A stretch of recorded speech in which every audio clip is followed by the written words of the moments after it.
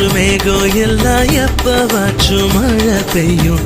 அப்ப நாங்க மின்னலுல போட்டோ பிடிச்சோம். தொப்புள் கொடிய போலத்தான் இந்த ஊரை வாழ்ந்தோம்.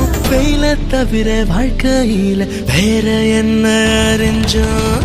வெயிலோடு விளையாடி வெயிலோடு உறவாடி வெயிலோடு மல்லு கட்டி ஆட்டம் போட்டோமே.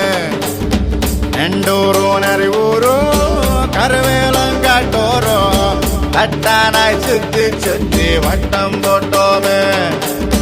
பசி வந்தா குருவே